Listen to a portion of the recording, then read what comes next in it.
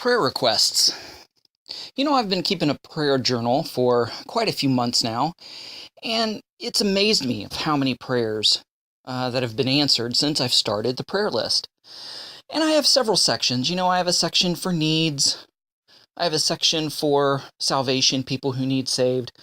I have a section for people who need some sort of deliverance, whether it be spiritual or whether it be addiction or mental illness or things of this nature.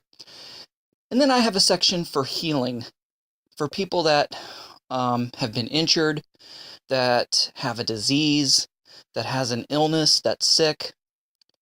And it just struck me that the healing section of my prayer journal takes up the majority of my prayer book. There's more requests in regards to healing than anything else. And one of the predominant issues is various types of cancer. And it just struck me as pretty amazing and pretty shocking that, number one, that the healing section would be the largest section in my prayer book, and that cancer would be one of the predominant sicknesses or illnesses or diseases that we're praying for. And it could be stomach cancer, lung cancer, breast cancer, prostate cancer, all different types of cancers. And amazingly, that's one of the requests that are rarely answered. Rarely answered in the fact of what I mean by that is answered in the positive, like the person received a miraculous healing. I have more names crossed out on my healing prayer list because of death than any other reason. And death is a type of answer to the prayer. It's God saying, no, I've chosen not to heal them. But it's also saying, yes, I've chosen to heal them in the ultimate way, because if they're a believer and they die because of their illness or disease, they're healed. They're in the next life. They're with Messiah Yeshua. They no longer have cancer, pain, or sickness, and they no longer have the toils of this mortal coil, this mortal body that we have. So they do get a healing in that sense. But at the same time, it kind of seems like a defeat because we're ultimately praying for healing. And when we pray for healing, it goes without saying that we're praying for their physical healing, that God miraculously delivers them and heals them from the sickness or disease or injury or whatever they may have. And so it's very rare that I can put a check mark and a date by a prayer request for healing where God is miraculously healed. What does that mean? What can we take away from that? What conclusions can we draw from that? Does that mean that God is no longer in the healing business? No, absolutely not. Absolutely not. He is still in the healing and miracle business, and he still heals people and delivers people. And I've seen this in my life in the past, where people have been healed and delivered from cancers, from different various types of diseases. I myself have been healed of allergies, asthma, arthritis, adrenal fatigue, irritable bowel syndrome, insomnia. I no longer have any of these sicknesses or diseases. Depression, anxiety, panic attacks. I've been delivered from all of those. And I have actually literally witnessed and was there when a blind man received his sight. I mean, this was an elder in the community. He had this condition of blindness for decades, for many, many years. He walked with a cane, one of those sight canes where he can kind of make his way around without bumping into things.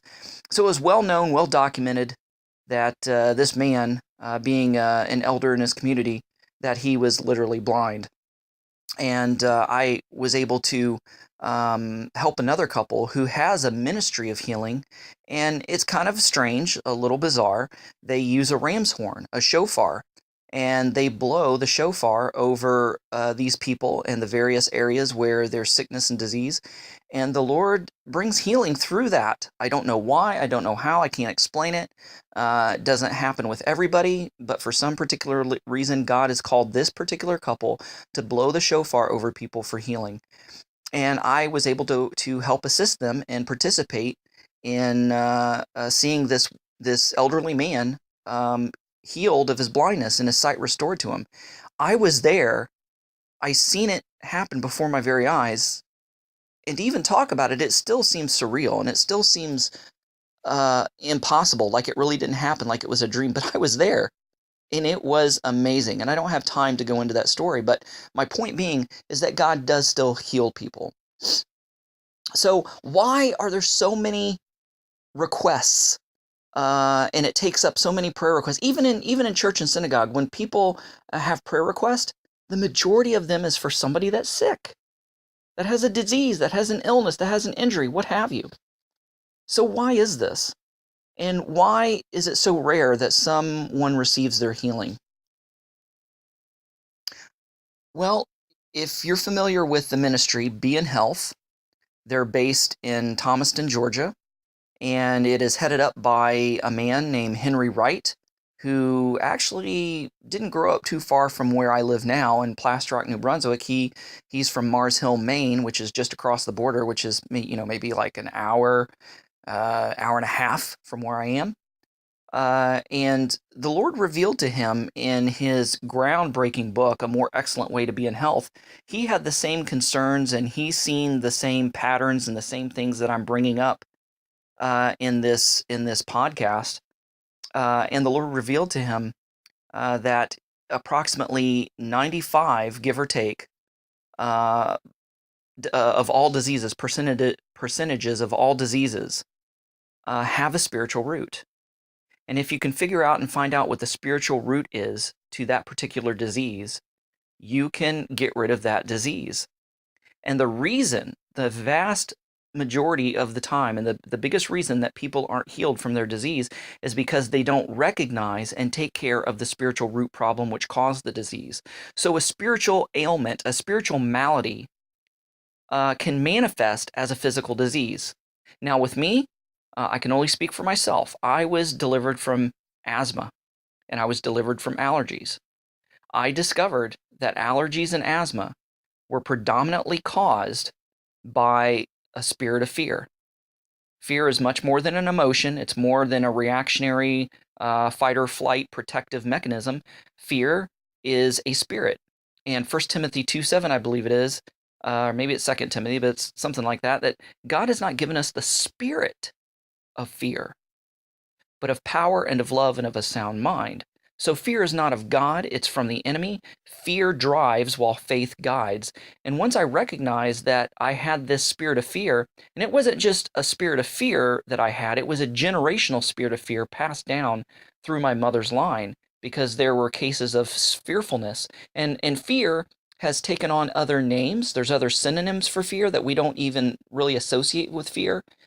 Stress, anxiety, panic attacks, worry. These are all synonyms for fear, because at the root of it, that's what a panic attack is from fear. That's what worry is, from fear of what's going to happen or what's not going to happen. Stress, because you're fearful and worried about meeting this deadline or getting this done or getting this provision. And so all these other words, it's just fear. You just might as well just say it's fear. And once I recognized the spirit of fear, how it had such a control and impact on my life, I was able to recognize it, repent of it, rebuke it, renounce it, and cast it out. I was able to deal with it. And once I was able to overcome this spirit of fear in my life, my allergies went away. My asthma went away. I've not had to use, an allergy medicine or an inhaler because of fear-induced allergies and anxiety since then, and that's been about 4 years or more. So I've been delivered from that. Insomnia, that's another fear. That's a manifestation of the spirit of fear. So the spirit of fear can manifest, through irritable bowel syndrome, through insomnia, through allergies, through asthma, and I had all those. And all those have been gone. I've been delivered and healed from them. So I no longer have those physical symptoms, physical manifestations of that spiritual malady of the spirit of fear. So basically, cancer, leukemia, whatever disease you want to name, there most likely 95 give or take percent of the time there is a spiritual root to most every physical disease that's out there. And if you could figure out what that is, what that spiritual root is to that disease, you can eliminate that disease. Now, fear wasn't the only thing I had to deal with. I dealt with anger and bitterness, and that caused a lot of nerve anxiety, stomach issues. It caused depression. I also had a spirit of passivity um, that I had to deal with. Those were my three major spiritual roots: passivity, fear, and bitterness. And that contributed to all of the sicknesses and diseases and the symptoms thereof that I was dealing with.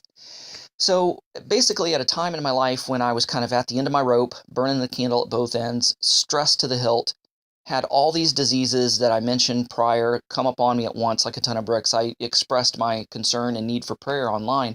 And a friend that I went to Bible college with that was in my society, he says, "Hey, I work for this ministry now. If I send you this book, will you read it?" I said, "Sure, I got nothing to lose." So he sent the book to me, and it sat on my coffee table for, about 3 months because I wasn't ready to read it. And the Lord said, "Okay, it's time to pick that book up." It's a thick book. And it took, maybe about 3 to 6 months to read it. But it was, I wasn't in a rush. It wasn't no contest to get it done. I took my time and read that book. And I would only be able to read paragraphs at a time. And I felt full. I felt like my brain was going to explode. So I'd walk around and meditate and think about and chew on what I just read and pray about what I just read. And once I feel like I've digested that information, I'd go back and read a couple more paragraphs. And that's how I slowly digested the book. And it just opened my eyes to the spiritual root to my diseases. Then I got books specific, targeting my specific spiritual roots. I got a book on fear. I got a book on bitterness. And that kind of helped me even more. So once I finished that A More Excellent Way to Be in Health by Henry Wright from beinhealth.com, my friend contacted me and said, "Hey, we're having a conference. If you can make your way down here, you can stay with me and attend the conference for a ridiculous price. So I said, "Sure, I'll do that." And I did. And when I went down there, um, I was healed and delivered. And I come back and my wife was like, "Who are you and what have you done with my husband?" That was the kind of dramatic change that occurred in my life.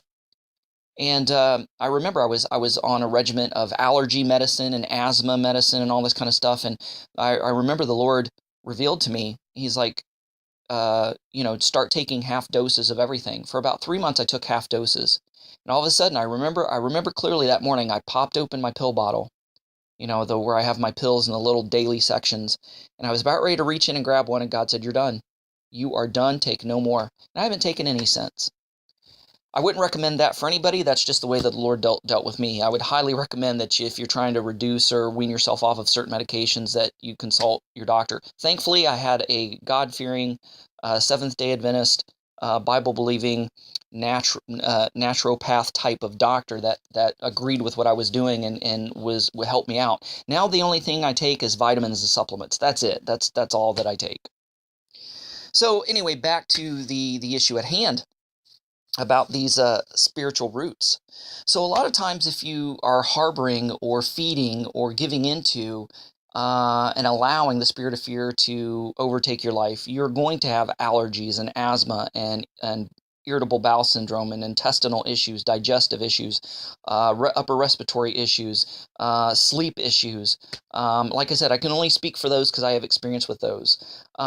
But if you get that book, it'll reveal to you the spiritual roots to all these other diseases, whether it be, cancer or leukemia or lupus or MS or MD, or all these other, Lou Gehrig's disease, whatever it is, just name the disease. There's a spiritual root for it, and this book will help flesh that out and reveal that out, so you can kind of handle it and take care of it. So basically, the reason that a lot of people aren't healed is because God is not going to miraculously heal them of a disease that's caused by a spiritual root that they haven't acknowledged and taken care of. Because what's going to happen is God's going to miraculously heal them, and they're ignorant of the spiritual root that caused it, and they're going to give into that spiritual root again, and the disease is going to come back on them. Not only come back on them, but come back on them with a vengeance 7 times worse.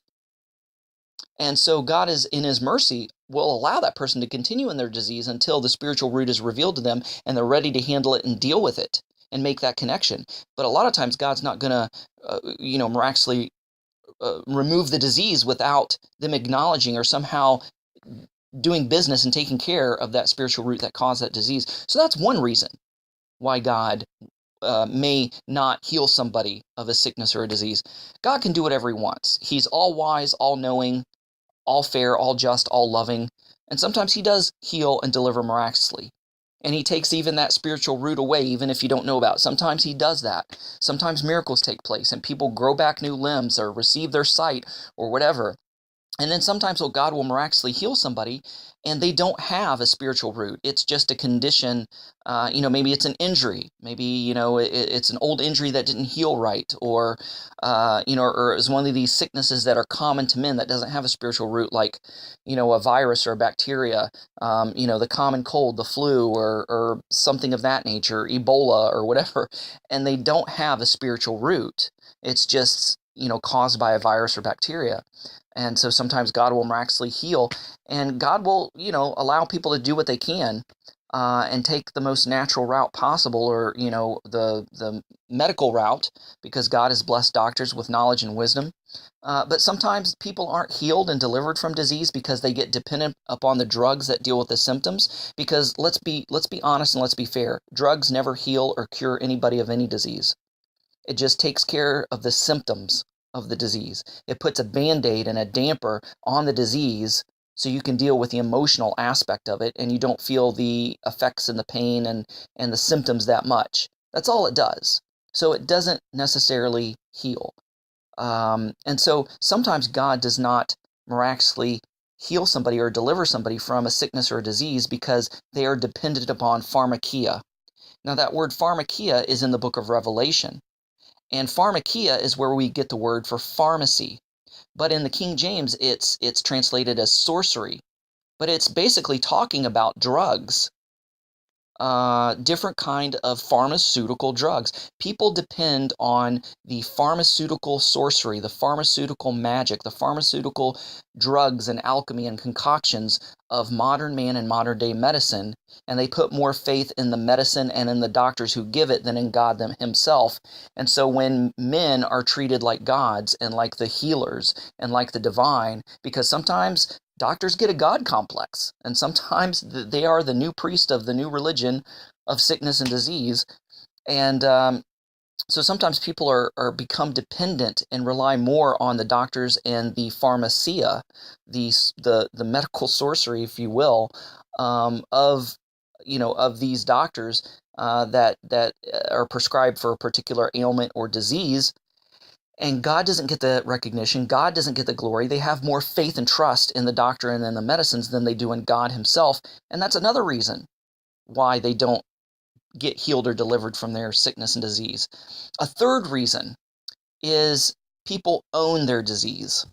Now, what do I mean by that? It's almost like they take pride in their disease. I mean, they hate being sick. They hate suffering and being in pain and going through these symptoms that these diseases bring. But yet at the same time, they own the disease.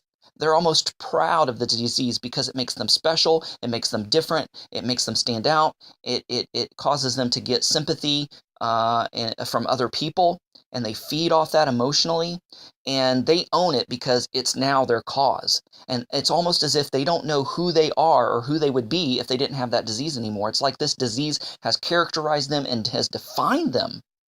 And when they own the disease and take pride in the disease, oh yeah, I've got lupus and I'm a lupus warrior, and they wear the ribbon. And I'm not trying to belittle or to criticize or put down, but I'm saying that when you own that disease, you give that disease spiritual, legal right and permission to invade and to ravage your body. You say you hate it, you say you're fighting against it, and you're giving money to the cause and to research, but yet you're owning it. And it's almost as if you're proud that you have this disease. And therefore, you're giving it permission to continue to deplete your body and to wreck your life. It's on the one hand, they hate how it makes them feel and what they're going through, but at the same time, it's almost as if they're proud to have it because they want to say that they're a survivor. Well, you can't really call yourself a survivor unless you've conquered that disease. And the only way to conquer that disease is, a little over 95, give or take percent of the time, is if you discover the spiritual root and take care of the spiritual root of that disease, and then you eliminate the disease altogether. And I'm not saying that doesn't mean that God's not going to use doctors and medicine and therapy and all this kind of stuff. But remember the woman with the issue of blood. She had it 12 years. She went to all the doctors. And the scriptures allude to and basically say, if you read between the lines, that the doctors caused more harm than good with their treatments. And that's what pharmacia does. That's what the doctors do and the modern day medicines do. Like chemotherapy. I mean, you're killing the good cells with the bad. You're killing the good, the good things with the bad, and you're just burning everything out, and you basically have zero immune system for a certain amount of time, and you're more susceptible to other diseases and sicknesses. And you can die from something else besides cancer because of radiation treatment. So sometimes, just like the one with the issue of blood, who touched the tzitzit, the hem, the fringes of Yeshua's garment, and was healed. And those fringes is the ritual fringes that hang off of a Jewish person's four corners of their garment. And it is tied and knotted and coiled in such a way that it represents, there's 5 knots representing the Torah, the law, God's word, the 5 books of Moses, and 4 coils representing the Hebrew letters of the name of God, Yud He Vav He. And so by faith, the woman grabbed onto the word and then the name of God, and by her faith, she was healed and delivered from that matter of issue of blood she had 12 years. But again, it was the doctors that did more harm than good. So sometimes the doctors, even though they're well-meaning and they have full faith and belief in their treatments and medications, will cause more harm than good. And as I had brought out, case in point, radiation treatment for cancer. Sometimes it does more harm than good because it kills the good with the bad. So I highly, highly recommend that you visit beinhealth.com and iamchanged.com, and that you get the book, A More Excellent Way to Be in Health. And once you read that and discover the spiritual root to your disease, you can get more subject-specific books dealing with your spiritual root. And if you have a chance to go to the For My Life conference in Thomaston, Georgia, they will help guide you through the finding out what the spiritual root of your disease is, and it's well worth every single penny you spend to go down to that conference. And I was really surprised, me being a Messianic Nazari Torah obedient Jew, I was really surprised of how many Messianic families that I seen down there at the conference. There were plenty of Christians, yes, but I saw a lot of people wearing tzitzit just like me. And so this guy is really, really close to Torah without being Torah observant per se. He believes, in the blessings and the cursings of Deuteronomy, 27 and 28, and, that you're blessed by obedience and cursed by disobedience. There's a lot of things that, he doesn't have complete knowledge and understanding on from a Messianic Nazarene Torah obedient Jewish standpoint, but he's as a Christian, as a believer, he's extremely, extremely close. So I was highly impressed by the ministry and the information that I got from this ministry. So I highly recommend them. So, yeah, I hope you've learned something new and you were enlightened by this discussion regarding sickness and disease and healing, and why certain people are healed and why certain people aren't healed, and why there's so much sickness and disease in this world, and how that predominantly takes the focus of prayer request and prayer journals the majority of the time. And hopefully now that you're armed with the information and the tools that you need, you can combat this and maybe see more healing by helping other people understand the spiritual root to their disease, or maybe even the spiritual root to your own sickness and disease, and be healed and delivered just as I was from my allergies, asthma, arthritis, adrenal fatigue, irritable bowel syndrome, insomnia, arthritis. I think I already mentioned that. But yeah, I had a plethora of disease of sicknesses and diseases going on, and I was healed and delivered from every one. And now for 4 or 5 years I've been walking in divine health, taking no over-the-counter or prescription medicines except for vitamins and supplements, and that's it, that we don't necessarily always get from our food because of the quality of the food and the processing of the food and such. Anyways, guys, thanks so much for listening and for hearing my heart. God bless. Go out there and have a great day. Shalom and Shavua Tov. AbrahamsDescendants.com, getting back to the 1st century in a 21st century way. Thanks for watching. Don't forget to press the like button as well as the subscribe button if you haven't done so already, and the notification bell that'll let you know every time I make a new video. And don't forget to share this with a friend. Also, visit our website at AbrahamsDescendants.com. Thanks. Shalom.